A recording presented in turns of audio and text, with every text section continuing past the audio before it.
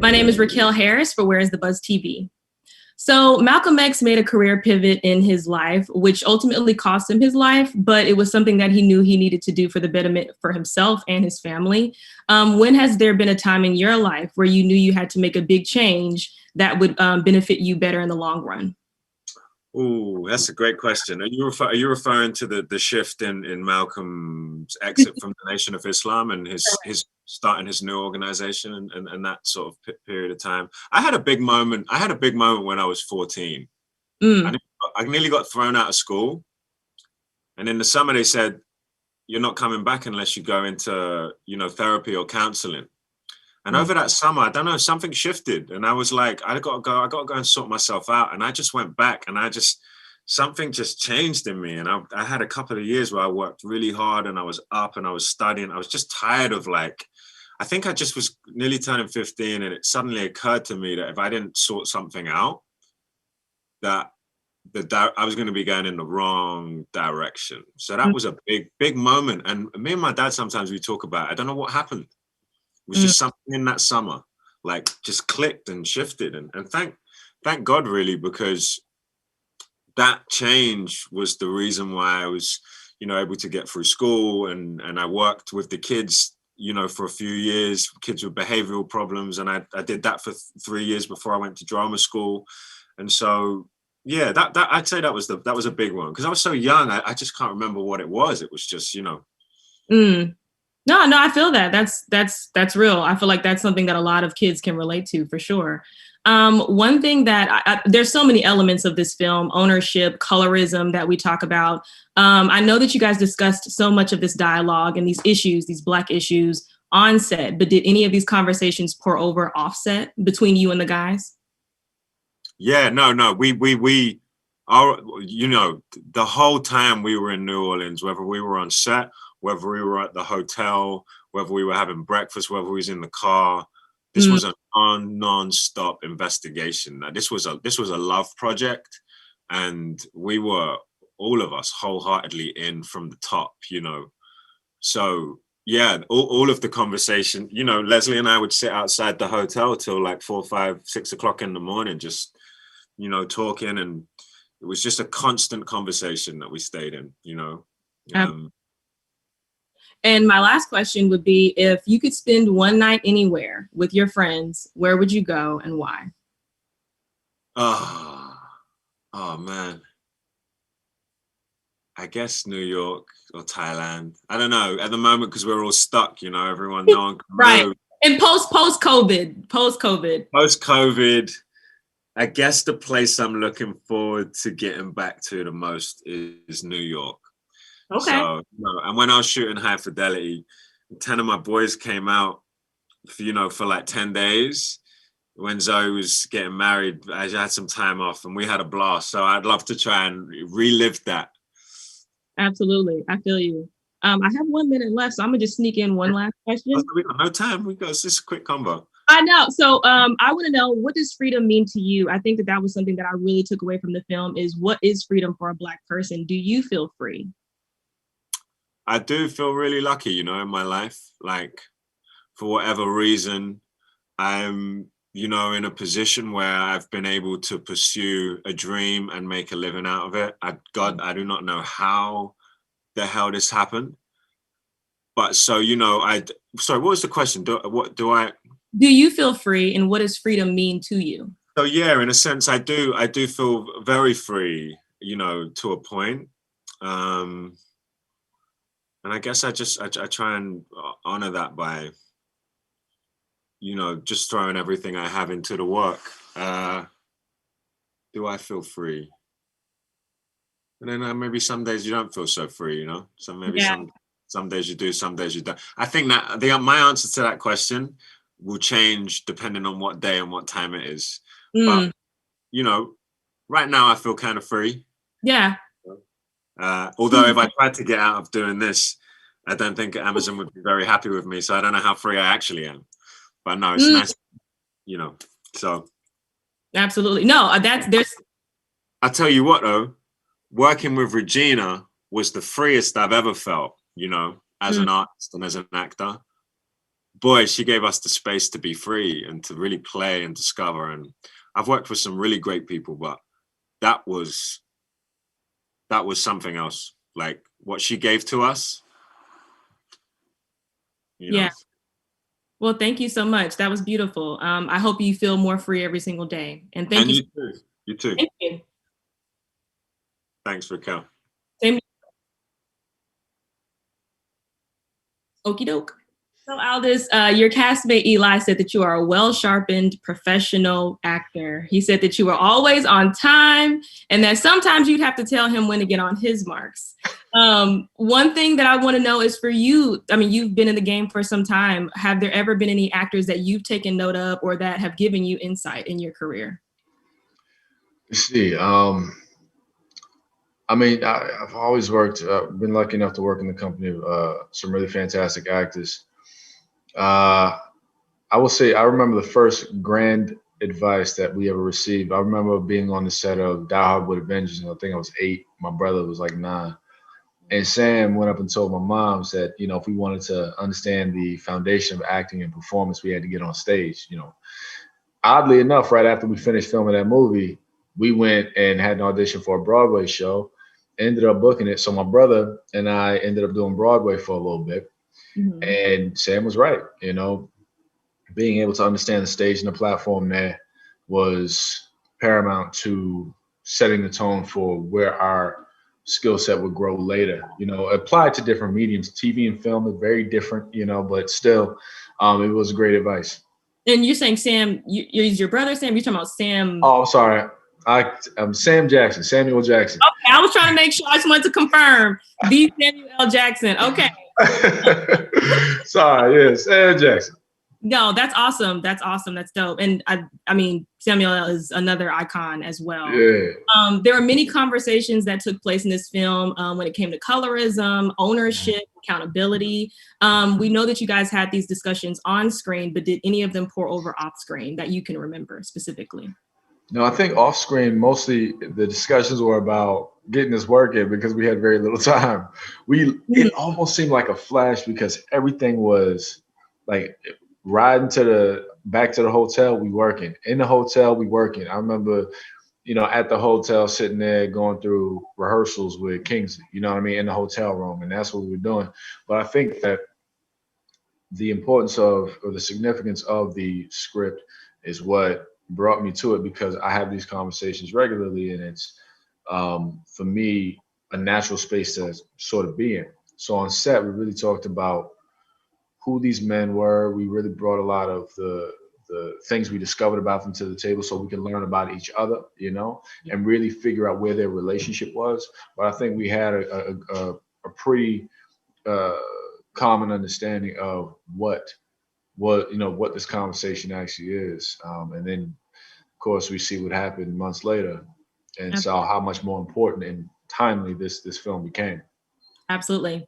Just a fun question. If you could spend one night anywhere with your friends, where would you go and why? And this is post-COVID. COVID is over. Rona is gone. Bye, Rona. Don't nobody want you. For some reason, it's either like Japan. My parents met in Japan, so I've always had an affinity for Japan. Either Japan, somewhere in the outskirts, or like Bali. Okay. It takes me about 24 hours to fly to Bali. I don't know about sitting on a plane for no 24 whole hours, a whole day on the plane. No, but yeah, Bali, because brother just need to go be somewhere in trees and can't find me. No, I feel you. I have a few minutes left. My last question will be, do you feel free? I think that was an element that I took from the film, is whether or not as Black people we are free, what freedom means. So do you feel free, and what does freedom mean to you? I feel free because I had to choose free. My state of being is my own. If I succumb or submit to somebody else's perception of what my state of being is, I'm giving them my power.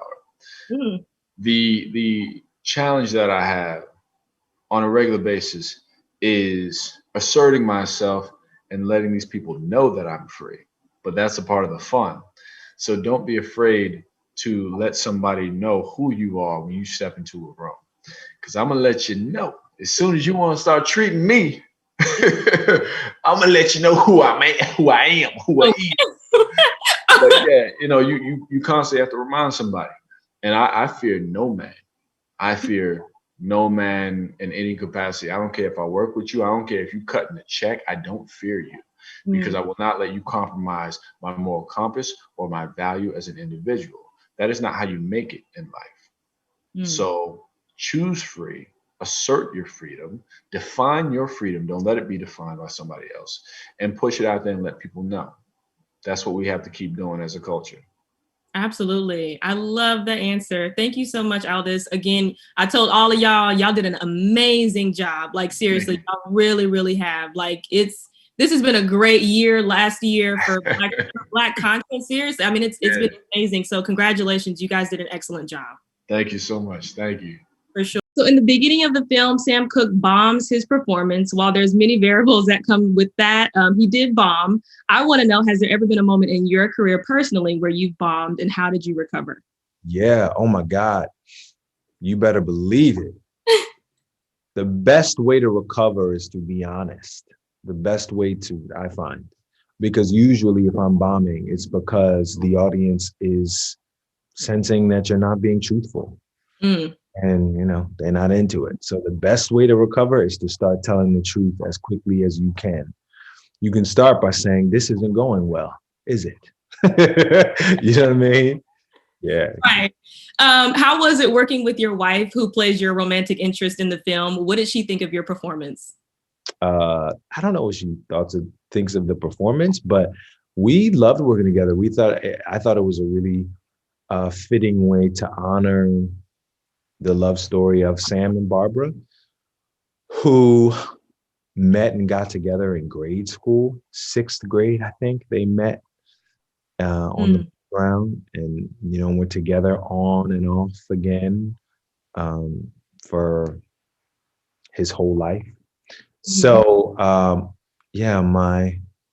wife and I have been together 12 years, so we were able to lean into that comfort. It felt fitting. She's one of my favorite actresses on the planet. Nicolette is so sensitive and honest and human in her work. So I think she's beautiful in the film. Absolutely. I agree. So this was your first time writing or co-writing a song, Speak Now, for a feature film. Were there any specific challenges that you faced with it being a feature film, or just any different elements that you kind of had to consider? Good question. Thank you. I don't think so. I think we watched the film. I hadn't seen it. So that was my only thing, because they came to us and they said, we need the song now, and we don't have a lot of time because the film was about to go to Venice. It had got accepted into the Venice Film Festival. I think we had like 2 weeks. So they wanted 4 songs because Regina wanted to choose between, she didn't want me to just give her one. She wanted to have a choice. And which also set me free in a way, because I didn't have to put all of my feelings into one song. That's interesting. I'm thinking about that now. That was helpful to me, actually, because I wrote some up-tempo songs. I wrote some ballads. You know what I mean? I focused on some of them. I focused on just like the good time of the evening. Anyway, Speak Now was the one that Regina liked the best. And that was the one I wrote it with my brother, Sam Ashworth, who I've written with many times before. And we went back to that Bob Dylan inspiration. And we had just asked ourselves some questions. We said, Brother Sam Cooke wrote, change is going to come. And so we asked ourselves, has the change come? And if it has, for whom? We said, Bob wrote, the answers, my friend, are blowing in the wind. Are they still blowing in the wind, Brother Bob? So we just asked ourselves some questions, and we tried to write a song that, we knew we couldn't compete with those brilliant brothers, but we tried to just contribute. We tried to make an offering and write something that hopefully could stand alongside the other offerings. Absolutely. I think you did a great job. It's an excellent song. It really, really is. This is just a fun question. If you could spend one night anywhere, with your friends, where would you go and why? And this is post-COVID. So COVID is over with. You're free to go. You're vaccinated, hopefully. Well, you know, my family and I, we've had some really wonderful times in Maui. We love Hawaii, you know. That's where we can really like unplug and take that deep breath. And I've also had some great times overseas, man. London was fun. So maybe one night in Maui or one night in London. Okay. No, I'm with it. I heard Hawaii is like bomb. Like I heard that's like. Come with us after COVID. Come, just come with us. Yeah, no, I would love to. I've heard it's amazing. Well, I think I'm out of time. I think so. Okay, well, it says 1 minute remaining. I'm gonna just ask one last question. Okay. Do you feel free? I think that was an element that I pulled from the film, something that Kemp Powers had kind of touched on a little bit, what it means to be free back then versus today. Do you feel free, and what does freedom mean to you? Ooh, I'm so glad you asked your one more question. I do feel free. I do feel free. And I work hard to maintain my freedom. A mentor of mine told me, I said that to her one time, and she said to me, well, you know, the first responsibility of freedom is to make sure someone else is free, right? Okay. So that is the responsibility of freedom. But yeah, to me, freedom really just means, it means a lot of things, but one of the things it means is telling the truth. That's biblical. The Bible says, and they will know the truth, and the truth will make them free. We tell a deeper truth about Black life in America, about Black humanity in this film. We're free. I'm freer for having done this movie. You feel free? Do you feel free? You know, I'm trying to feel more. The student loans don't make me feel free. That's right. You know, that doesn't make. I would say, as a Black American, the privileges that I have in that in itself gives me more freedom than other parts where my brothers and sisters are struggling. So I feel free depending on the day. Depending on the day. Listen, I'm praying for your freedom sooner rather than later. I know what you're talking about, and yeah, you deserve to feel that deeper breath. I know what you're talking about. I thank you. Well, I appreciate that so much. Congratulations. You guys did amazing, amazing, amazing. This needs to be Best Picture. It really does. Thank you, Raquel. Have a good evening or morning, afternoon. Appreciate it. So Leslie said that some of your best moments were off script. Did any of those moments make it to the finished product of the film? Because he said that some of your best moments were ones that Regina King would just kind of like let you go and do you. So did any of those make it to the finished product?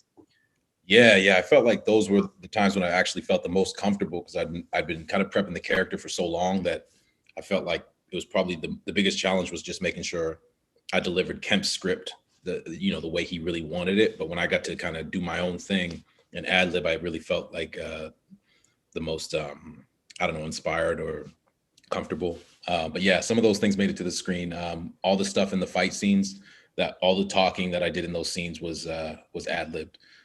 Just because I'd seen it so many times, I knew it by heart, by rote. And all the stuff in the bar, some of the stuff in the hotel. Yeah, I had a lot of opportunities to kind of crack jokes, and my character, it worked for him to kind of, veer a little bit. Awesome. That sounds good. So one of the scenes that I thought was really dope, and I want to know if you got, like, how long did it take for you to tape it, was Muhammad Ali's iconic underwater scene. Did you actually get to, how did that go? First of all, how many takes did it take? Go ahead. That was the whole day.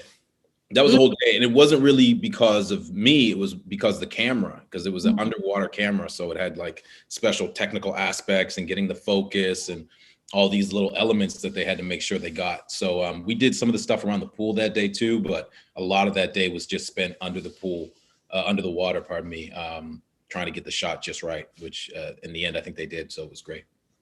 Most definitely. One of the things that is so powerful about this film is that it talks about so many different things: colorism, ownership. Were there any topics that you weren't as knowledgeable about in the beginning that you came out of it knowing more about? And holding people accountable too. I know that was like a big thing too. I mean, I don't know if you've ever had your friends have to hold you accountable to something. but were there any things that you took away from it that you knew more about? I think the business aspects of Sam's conversation, just about publishing and ownership rights, and his influence on the Rolling Stones and those things. I didn't know those things in history, so that was probably something that I learned that I didn't know about. Absolutely. Do you feel like there is a social responsibility that Black artists have when it comes to being vocal in the Black struggle? I mean, I think every individual Black person is involved in that struggle and has a role to play in overcoming that struggle by how they live their lives and how they choose to interact in society. So, like you said, it's about being accountable. It's about having character and integrity and pursuing, the calling that you feel that God has called you to have in your life to the furthest, most excellent possible way you can. That's my personal belief, and that's how I try to live my life. Absolutely. So if you could spend one night anywhere, obviously post-COVID, if you could spend one night anywhere with your friends, where would you go and why? Oh, with my friends. Man, I've been a lot of cool places. I think I'd probably go back to Accra, back to Ghana. Okay. Half my family's over there, and it's just beautiful, the weather and the food and coconut water, and it's just such a great culture. And I love being on the continent. A continent, it just hits you that the whole continent is run and operated by Black people and has been for thousands of years. It's a powerful thing when you look up at billboards and it's all Black faces. You look at election and it's all Black faces, and it has it truly is the motherland. It has a real connection to it. Absolutely. Well, thank you so much, Eli. You did an excellent job. And again, congratulations. I think that you guys all have Oscar, titles coming up soon. So I'm really excited. You guys did an amazing job. God bless you. I appreciate you. Stay safe. Same to you. Bye-bye. Bye-bye. Where is the buzz? You said was mine. Where is the buzz?